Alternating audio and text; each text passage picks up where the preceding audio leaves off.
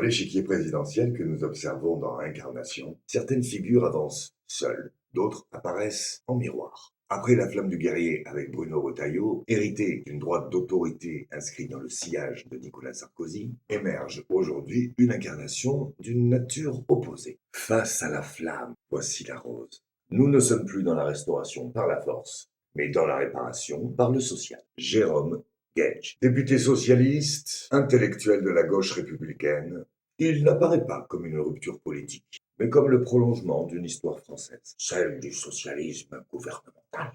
Héritier d'une tradition qui relie François Mitterrand à François Hollande, car si Nicolas Sarkozy a incarné l'énergie, François Hollande a laissé une trace d'une autre nature, moins spectaculaire, moins conquérante, mais profondément sociétale. Le mariage pour tous. Réforme qui marque durablement le rapport entre la République et les libertés individuelles. Deux présidences, deux héritages, deux mémoires encore actives dans le pays. D'un côté, la flamme républicaine qui cherche à restaurer l'autorité. De l'autre, la rose démocratique tente de réparer le lien social. Jérôme Guedj se situe précisément dans cet espace. Il n'avance ni comme un tribun, ni comme un révolutionnaire. Il apparaît presque comme une figure médicale de la politique. Non pas celui qui conquiert, mais celui qui soigne. Car la gauche française sort d'une blessure historique. Après la figure presque monarchique et magistralement oratoire de François Mitterrand, la présidence Hollande a transformé l'image du pouvoir socialiste en plus humaine, parfois jugée trop ordinaire, moins verticale, mais porteuse d'une mutation démocratique profonde. Jérôme Guedj hérite de cette ambiguïté. Il doit incarner une gauche qui a gouverné sans convaincre durablement, qui a transformé la société sans conserver le pouvoir, et qui cherche à redevenir crédible sans passer par un désir de domination. Dès lors, la question devient centrale. La France attend-elle un conquérant politique ou espère-t-elle désormais son docteur démocratique? Dans cet épisode, nous allons observer Jérôme Guedj comme une incarnation particulière, celle d'un homme qui ne prétend pas rallumer la flamme, mais tente de faire refleurir la rose. Prenez bien vos aises. Et regardons maintenant la pièce Jérôme Guedj sur l'échiquier présidentiel. Start your clock.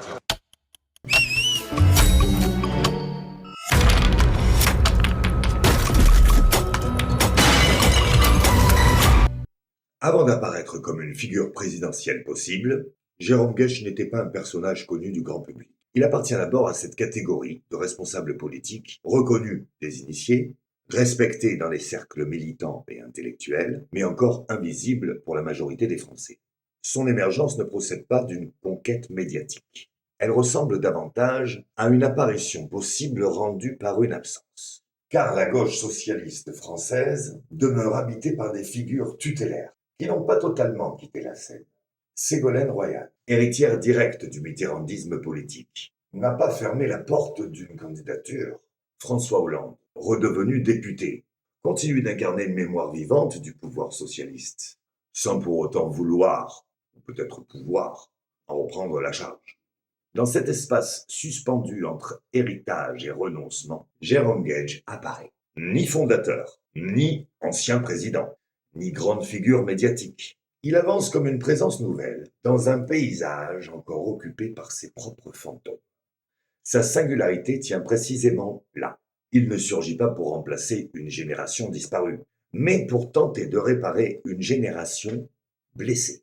Car la gauche française sort d'un traumatisme profond. Le quinquennat de François Hollande a laissé une trace paradoxale. Une transformation sociétale majeure, le mariage pour tous, mais une autorité politique durablement fragilisée dans l'imaginaire collectif. Le président réformateur est resté pour une partie du pays la figure d'un pouvoir jugé trop hésitant, trop conciliant, presque incapable d'assumer sa propre victoire.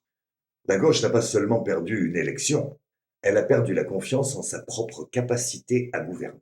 C'est dans cette blessure que s'inscrit Jérôme Guedj. Il n'apparaît pas comme le conquérant d'une nouvelle gauche, mais comme son médecin possible. Non pas celui qui promet la rupture, mais celui qui tente de réconcilier la gauche avec elle-même, de redonner cohérence à une famille politique fragmentée, entre nostalgie mitterrandienne, déception hollandaise et dispersion contemporaine.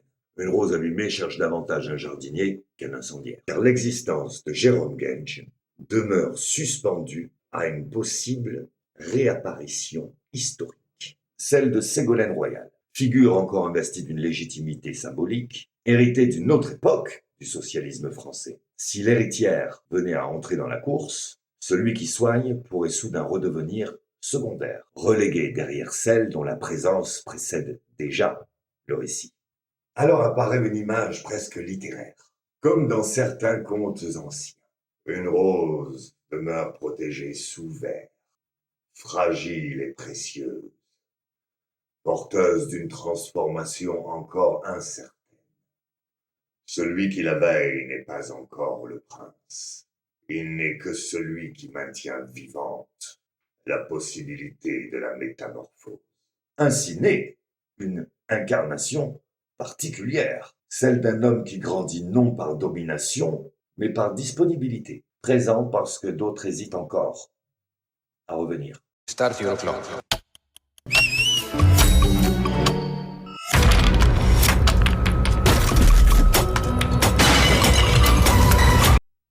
Après sa naissance médiatique, Jérôme Guedj se trouve confronté à une difficulté particulière.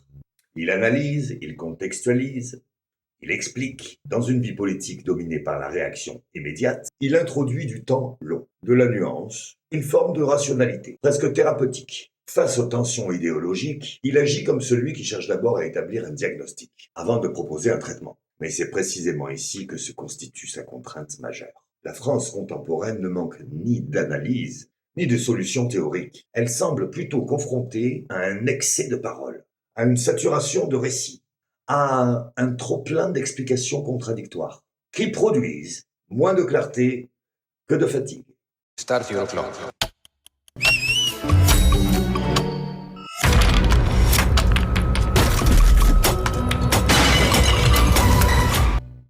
Autrement dit, le problème n'est plus seulement de comprendre le pays, il devient nécessaire de décider pour lui. Le médecin politique se trouve face à la radicalité de sa transformation. Diagnostiquer ne suffit plus. Or, prescrire impose d'assumer une direction, d'imposer un choix et d'accepter qu'une partie du corps social refuse le traitement proposé. Comprendre apaise, décider expose.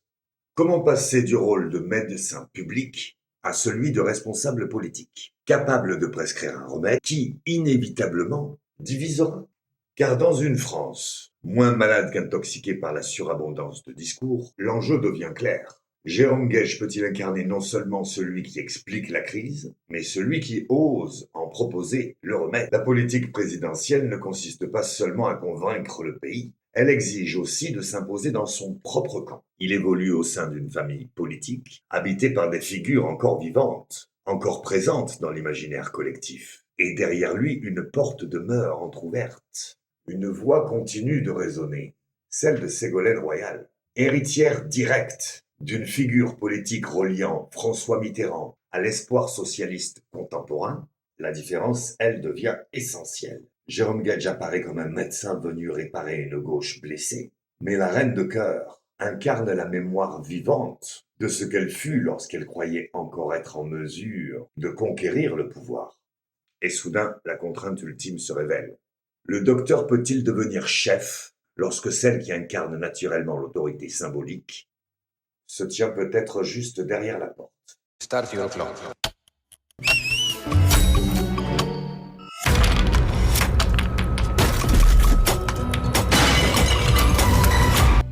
Car en politique, la légitimité ne naît pas simplement de la compétence ou de la cohérence. Elle naît d'un imaginaire collectif capable de reconnaître spontanément une figure. Si la rose originelle décidait de revenir, celui qui soigne pourrait redevenir celui qui prépare le terrain. Jérôme Guedj se trouve face à une équation particulière. Grandir assez vite pour être nécessaire, sans apparaître comme celui qui aurait voulu précéder l'héritière. La question devient presque silencieuse. Peut-on incarner l'avenir quand le passé n'a pas dit son dernier mot? Start your clock.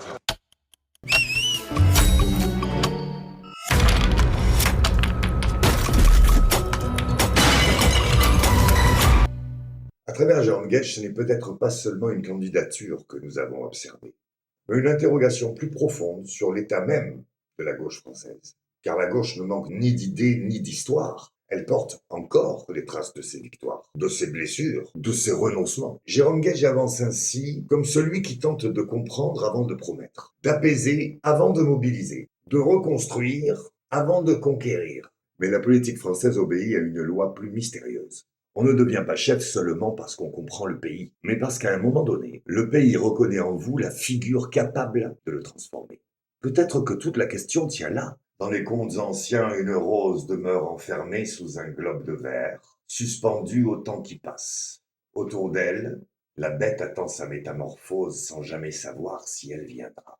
Il faut une rencontre, un regard, un instant presque invisible pour que le destin bascule. Celui où le médecin peut devenir prince politique, à condition que le pays accepte encore de croire à la transformation. Car au fond, Incarnation n'aura observé qu'une seule chose, des femmes et des hommes cherchant chacun, à leur manière, le moment où une trajectoire individuelle devient un destin collectif. Prenez bien vos aises. La première galerie d'Incarnation s'achève.